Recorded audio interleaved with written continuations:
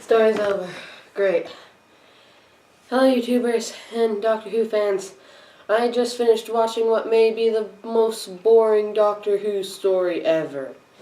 It is story number 7, The Sensorites, and it's 6 parts long, and it's basically about these guys saying that they don't trust them. So anyway, I want to keep these short and sweet, so let's just start.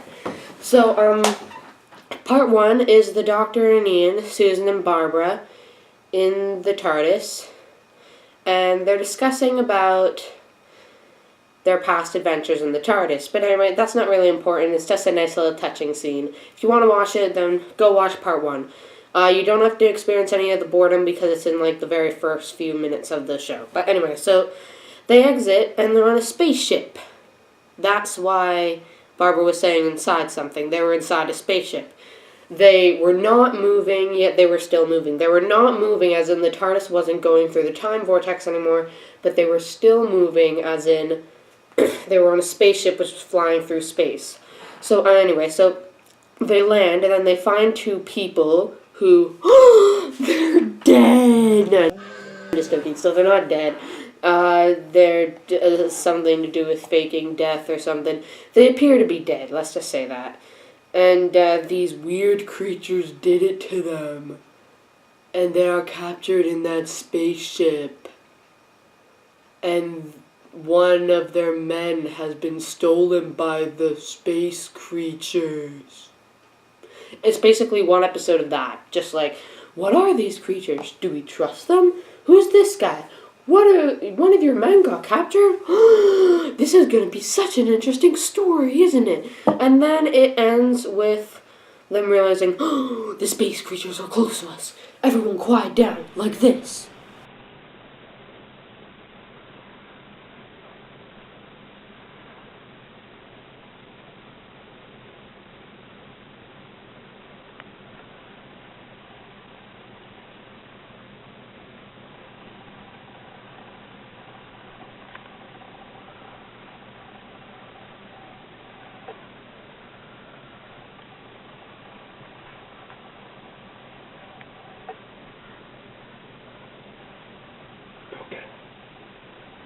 Okay.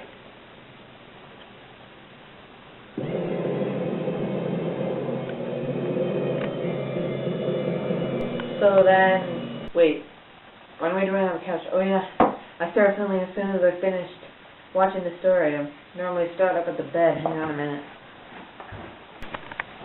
So yeah, creepy thing climbing on the wall, and Susan and Barbara are trapped on the other side of a door which is leading out of the room, and they're being chased by the 3rd member of the crew, which were lost and taken by the Sensorites, and he's kind of like walking like a zombie after them, and they're kind of like Barbara and Susan and them are pretty much like just kind of walking away from each other, and they're just walking through this small room thingy. But anyway, so eventually Barbara and Susan are caught up by John, who's the name of the guy, and then he just kind of falls down with distress. Barbara and Susan try to cover. They're then attacked by 2 other Sensorites, who kind of like communicate by telepathically, sort of, and they can kind of read Susan and Barbara's minds. They can pretty much read everyone's minds. And Susan recalls a planet named Esto, where they found these telepathic plants which could sense your thought pattern. And Barbara and Susan decide to just both think on the words "we defy you" as loud as they can in their mind at the same time at the Sensorites. So then they count down from 3, and they think those words, and then with the Sensorites hearing both of them thinking the words "we defy you" like just screeching in their minds, they then crumple down onto the floor. The Doctor and Ian and the crew, Maitland and Carol, manage to free Susan, Barbara, and the unconscious John. And they eventually learn that they actually overpower the Sensorites as they can make the Sensorites like freak out simply by turning off the light or raising their voices, as they appear to have very sensitive ears. And unlike our pupils, which expand when it gets dark to let more light in so that we can see, and contract when it's light, the Sensorites expand when it's light, therefore they get really used to having so much light in their eyes, and then when it gets dark, their eyes contract and they can barely see a thing, because they were so used to having all that light. And then not only do the lights go down, their pupils contract as well. And the darker it is, the smaller their pupils are. But anyway, back to the point.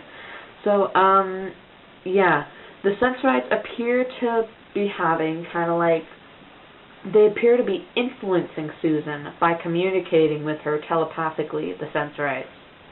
And eventually they manage to convince Susan to do something. And then Susan all of a sudden stands up to the doctor, Barbara, Ian, Maitland, and Carol, telling them that she's going to go down to the ship, as the Sensorites managed to convince her by communicating with them, as she appears to be able to communicate with the Sensorites using mind control, well, like mind reading anyway. And so they begin to go down to the ship. Otherwise we'll all be killed.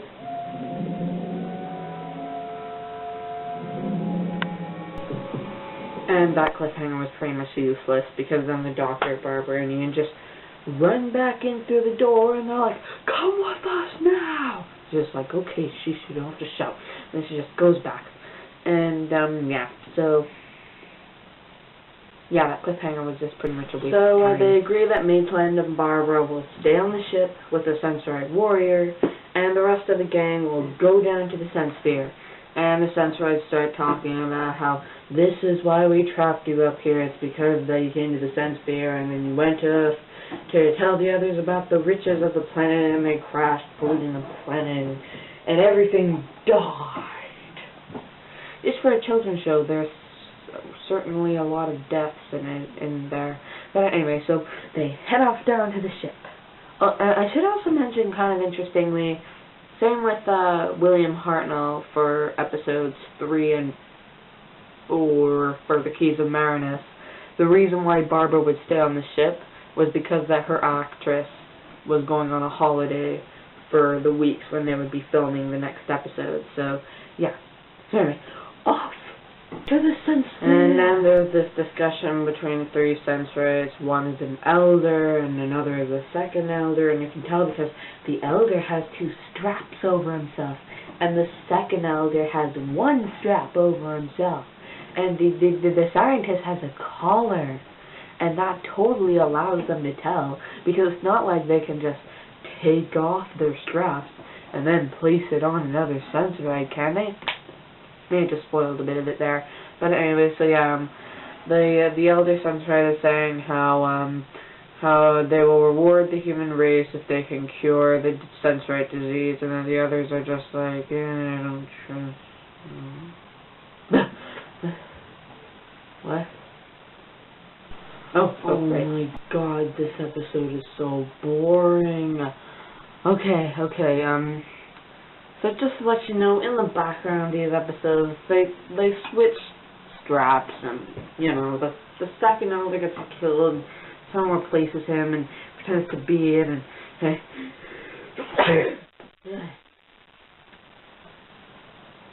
and, yeah. So, I'm just going to tell you about, the main stuff, the stuff that is kind of important. So anyway, the doctor, Susan, and Ian are welcomed into the Sensphere. Well, John and Carol get taken away to be cured, and then Ian takes a drink of something, and it's poison, and then he falls to the ground, and then the elder Sensorite just says, Ian! Grandfather is unconscious. There is no hope. Your friend is dying. And then the doctor is just like, maybe the illness isn't a disease, maybe it's a poison. Since pretty much the only thing that Ian experienced that the doctor and Susan didn't ever since they got there was the water. And So the doctor attempts to find a cure for the poison to cure Ian, and then the elder Sensorite agrees, if you cure it, then we'll let you have your TARDIS back and stuff. Yeah.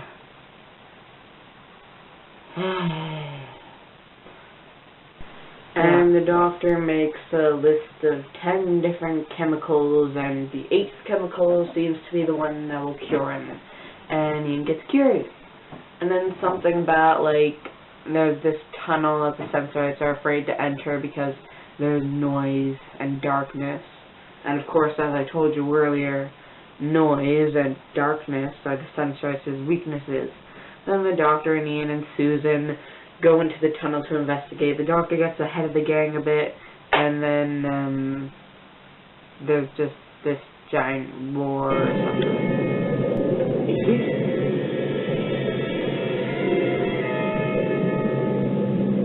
Yes. I thought so. That's about better done. Deadly nightshade.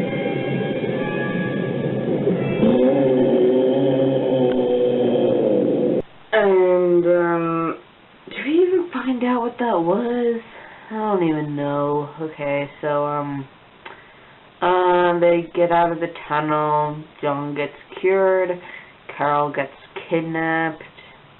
That's pretty much the final cliffhanger, so here it is.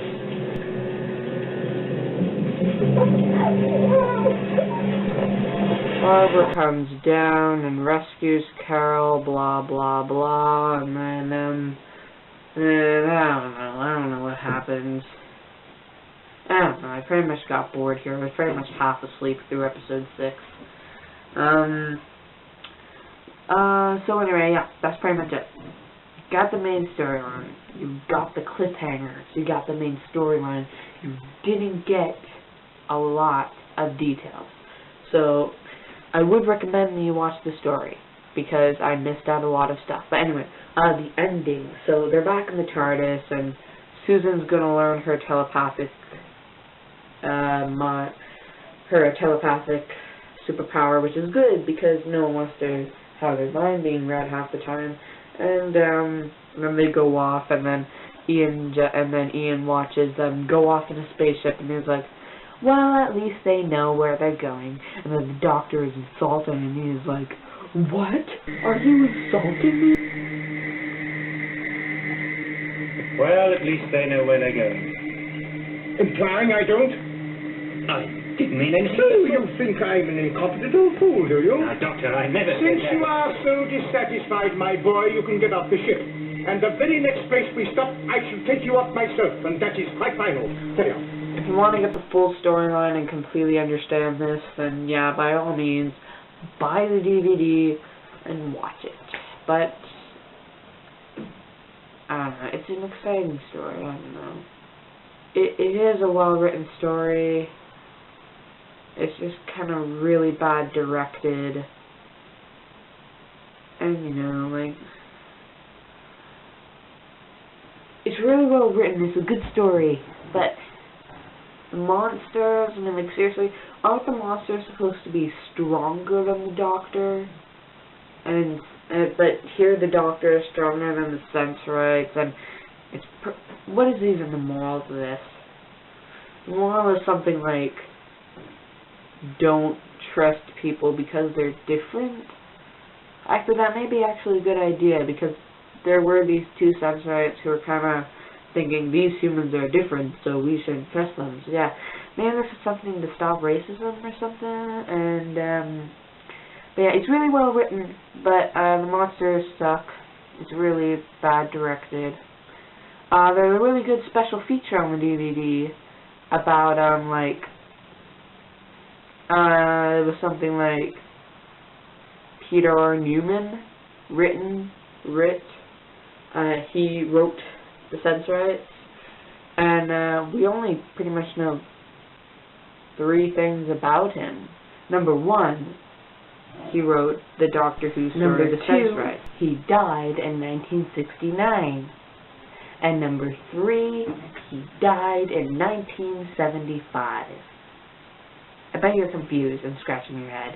well, buy the DVD, look at the special features, called Looking for Peter, and, yeah, pretty much. Yeah. Okay, so that does it with this review. Kind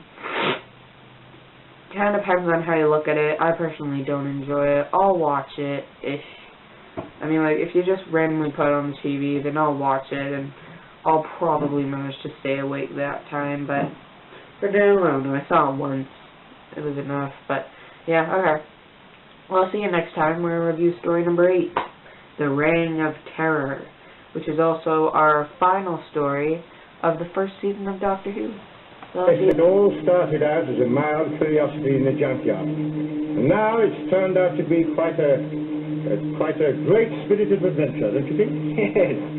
Well, we've had some pretty rough times, and even that doesn't stop us. Oh, it's a wonderful thing, this ship of yours, Doctor. Taking us back to prehistoric times, the Daleks. Marco Polo, Marinus, and the Aztecs. Yes, and that extraordinary quarrel I had with that English king, Henry VIII. You know, he threw it past his nose at me. Well, what did you do? Threw it back, of course. Take them to the tower, he said. That's why I did it. Why? Well, God is be after Barbara and Susan.